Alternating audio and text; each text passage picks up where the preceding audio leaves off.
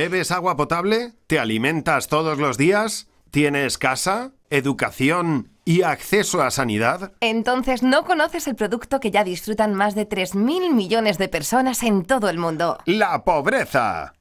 Elige entre pobreza absoluta y pobreza extrema. Dejarás de tener una vida digna y satisfacer tus necesidades básicas. 300 millones de niños y niñas la toman antes de irse a dormir. Y el 70% de sus consumidores son mujeres. Somos la primera generación que puede acabar con la pobreza. En el año 2000, las Naciones Unidas acordaron 8 objetivos para el 2015. El primero, erradicar la pobreza extrema y el hambre. ¿A qué estamos esperando? Los clipmetrajes son vídeos de 1 minuto para cambiar el mundo. Puntos de vista que se difunden fácilmente por internet. Hay muchas formas de ayudar. Envía tu clipmetraje diciendo no a la pobreza. Entra en nuestra web para más información y comparte nuestra causa. Tu punto de vista puede cambiar el mundo.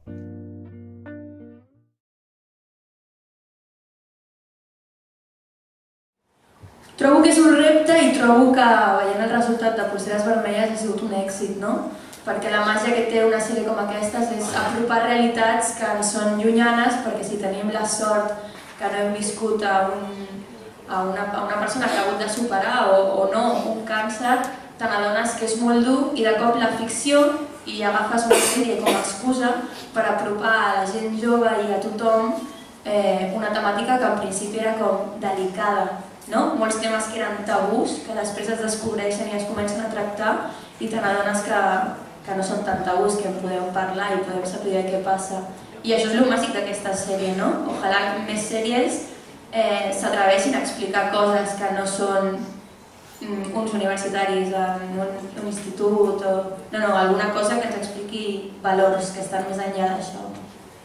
Que tots aquells que teniu un somni o vulgueu ajudar altres persones i el resultat d'aquesta ajuda no sigui el que espereu, no us desil·lusioneu, perquè segur que tindrà una altra conseqüència. Qualsevol acte té una conseqüència. I segurament, com que és per ajudar, potser no serà la gran ajuda que vosaltres esperàveu, però passaran coses positives. El que m'agrada a mi d'aquest event que munta Mans Unides i aquests clipmetratges que m'he vist a casa meva és la sensació que ja des de molt aviat us estan intentant fer agafar consciència de lo important que és el que expliques. O sigui, en un món on tots tenim accés a una càmera i ens trobem que estem gravant vídeos constantment i que el llenguatge audiovisual és una cosa que tenim en el nostre dia a dia, obligar-nos a parar un moment i pensar què estic explicant amb la meva càmera, què és el que estic fent i que això tingui una raó de ser més enllà d'un entreteniment o d'alguna que està al nostre dia a dia, sinó que té una voluntat social d'ajudar la gent. Això de veritat que és una riquesa que jo he trigat moltíssim a donar-me compte de lo important que era. O sigui, vaig anar molt lent, però quan me n'he donat, o sigui, és el que m'ha generat més felicitat i més plenitud de la meva vida.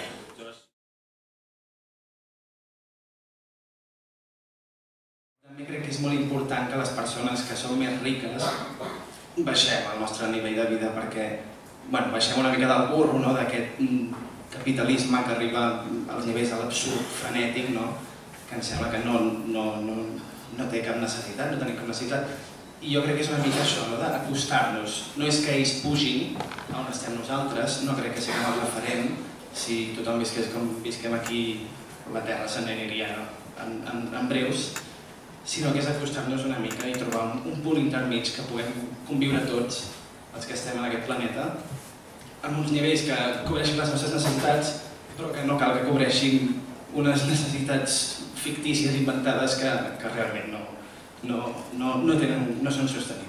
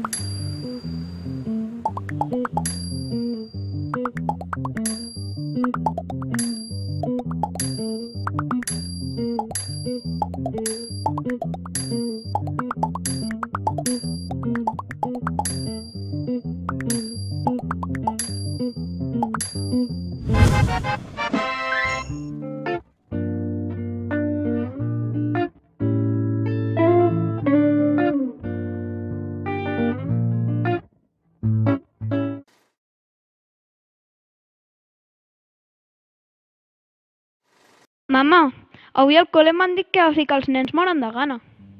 Ah, sí? I què més t'han explicat? No sé. El Carles té una bici nova. Vull dir de la pobresa. Pobresa? Mira, nosaltres tenim la sort de viure força bé. Tu, per exemple, tens joguines. Però el Carles té una bici. Hi ha països on els nens no tenen prou diners per menjar. Ah, i les nenes? Les nenes, doncs, les dones pateixen molt més la pobresa. Com? Per exemple, de cada 10 persones pobres, 7 són dones. Per què, mama? Bé, les dones guanyen de mitjana poc més de la meitat del que guanyen els homes. Però això no està bé, no? Tu què creus? I per què la gent no ho canvia? Canviar el món no és fàcil. Jo canviaré el món per tu, mama.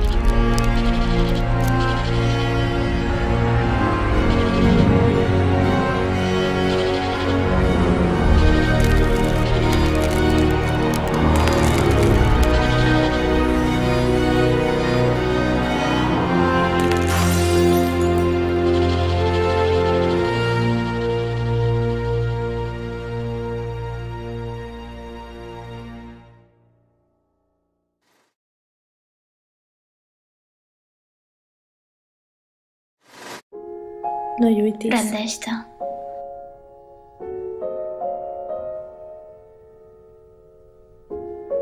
No t'afecta.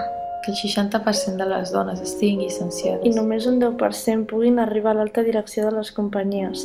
Que cada 4 minuts es denuncia un cas de violència de gènere a Espanya. A qui li importa? No lluitis. Què pots fer tu? Ningú t'està escoltant. No lluitis, perquè el temps dedicat a la família sigui considerat a l'hora de calcular les pensions. Perquè les paraules dites per centenars de dones no són immut.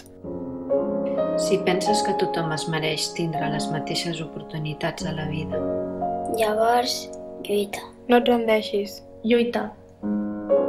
Lluita pel teu gènere, pels teus drets. Lluita per nosaltres. Lluita per nosaltres. Lluita. Pel teu jo.